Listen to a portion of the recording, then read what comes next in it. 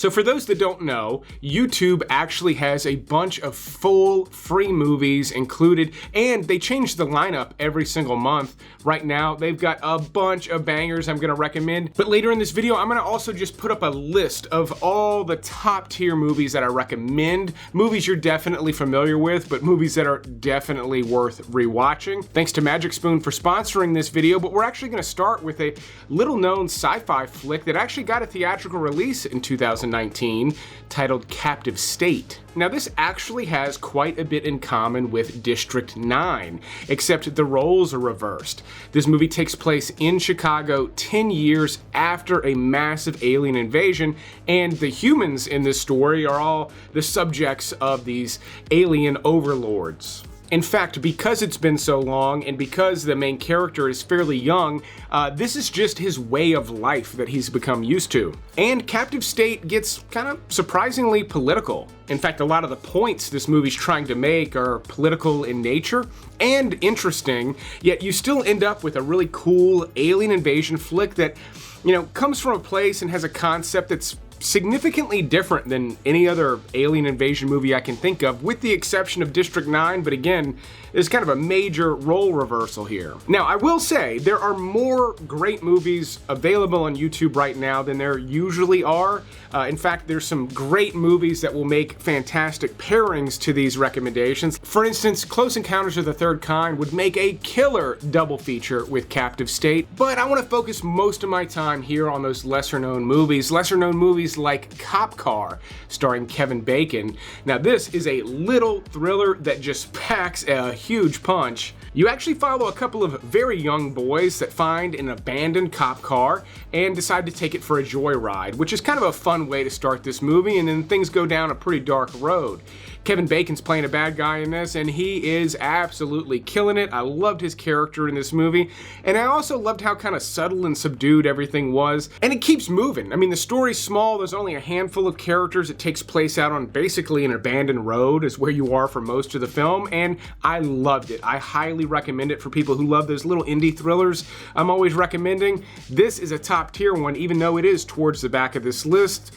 That just kind of speaks to how strong some of the other recommendations are. Now stick with me, I'll be quick on these next two. They're both animated movies that are very family friendly, but they also make for great movies that you do not have to watch with kids, especially my next pick, 9, which actually came out in theaters on September 9th, 2009. This takes place in a post-apocalyptic wasteland, and you follow these little kind of man-made Frankenstein creatures on an epic journey. It was actually co-produced by Tim Burton, and while it doesn't feel exactly like a Tim Burton movie, I definitely think it'll appeal to Tim Burton fans. And then The Pirates is a hilarious stop-motion animation movie from the Aardman Animation Group. They do the Wallace and Gromit movies. This is one of my favorites of theirs. It is absolutely hysterical, and a lot of that comes from the performances. You've got a great cast in this with Hugh Grant, Jeremy Piven, David Tennant, Anton Yelchin, Brendan Gleeson, Salma Hayek. And they're all very funny, the story's great, and the visual style is just absolutely eye-popping. I highly recommend this flick. Now, there are a few things that go better with a great movie than a late night snack, and today I want to tell you about today's sponsor, which happens to be my late night snack of choice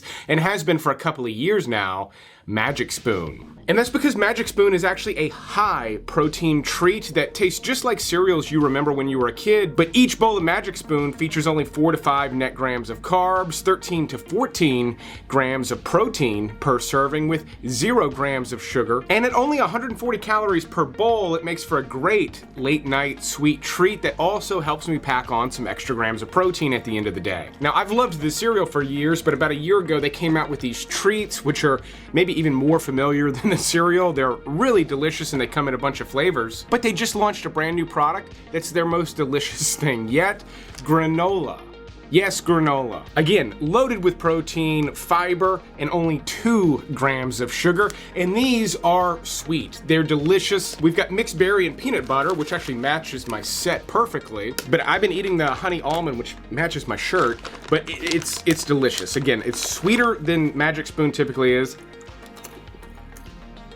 And you can add it to things you normally add granola to. If you like almonds and honey, you gotta get that granola. It's the best thing I've had from this brand, and I love this brand. And for a limited time, my viewers can save $5 off their first order with Magic Spoon when they use this link, or just use the link in the video description, or even this QR code. If you're not sure what to get, I recommend going with the variety pack, but with the variety of products they have now, it's pretty hard to go wrong. Again, follow one of my links here. You'll save $5. It's a great deal on a product I really do enjoy and recommend, but speaking of things I recommend, let's get back to the movies. Believe it or not, a Will Ferrell movie makes this list at a pretty high spot, and it's because it's one of the strangest and most unusual movies he's ever done.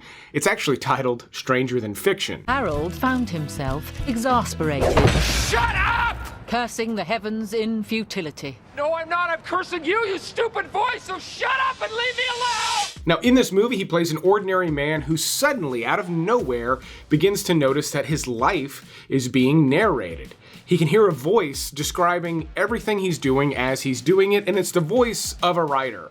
Emma Thompson actually plays the writer, and the movie toggles back and forth between the two of them.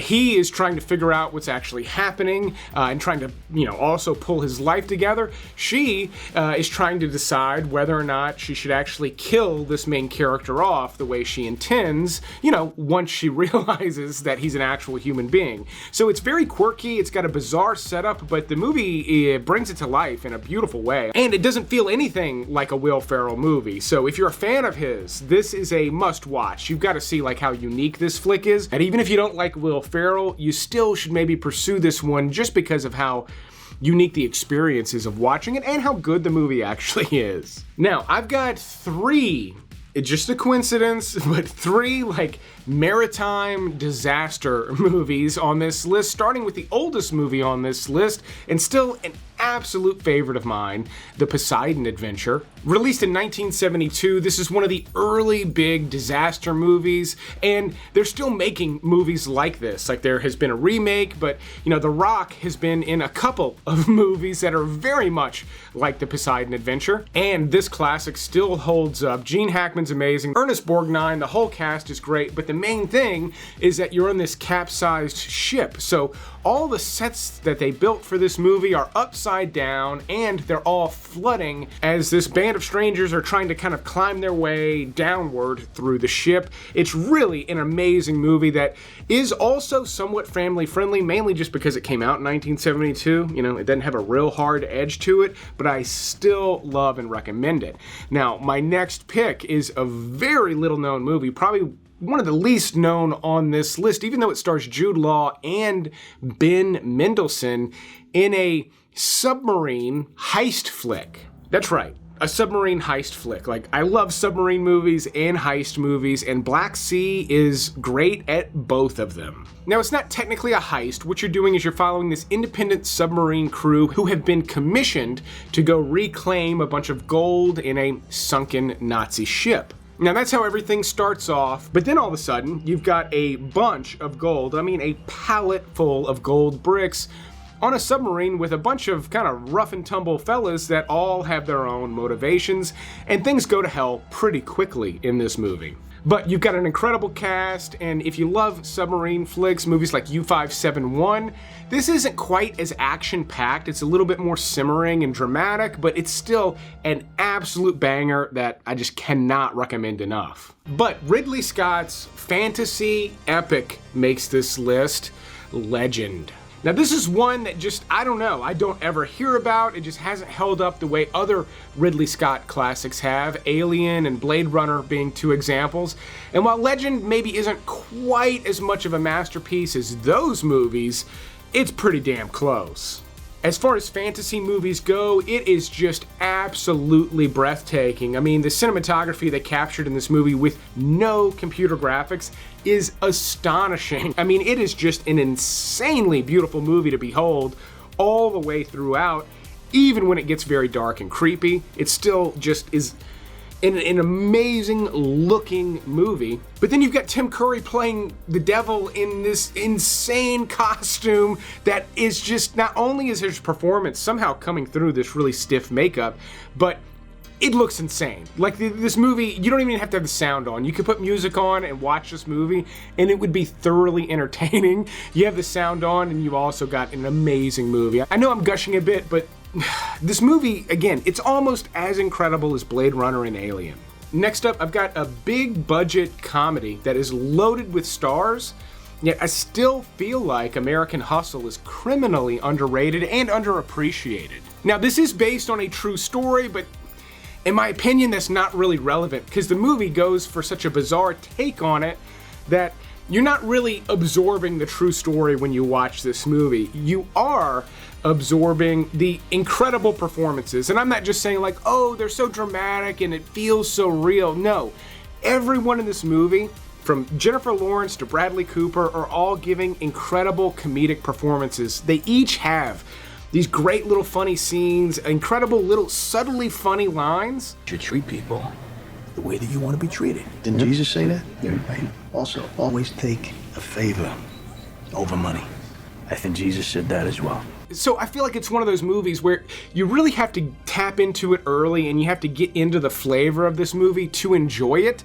If you're trying to figure out what's going on the whole way through, you will be confused. You can figure it out, but you'll be confused, and more importantly, you're gonna miss just the absolute like gems of humor that are just throughout this entire movie. This is one that took me multiple viewings to really come around and fully appreciate all the comedy in it, but it's just busting at the seams with hysterical stuff, again, if you tap into it. Yeah, I think the name of this operation is offensive. What, ab scam? Arab scam? It's racist. What do you care? You're Mexican. And then, I promised 3 maritime disaster movies. My number 1 pick being perhaps like the greatest in that genre of all time, Das Boot. I'm sorry, but my number 1 pick you will have to read subtitles for, and it's well over 2 hours long, but in this case, the juice is well worth the squeeze. You spend almost the entire movie crammed onto a World War II German submarine.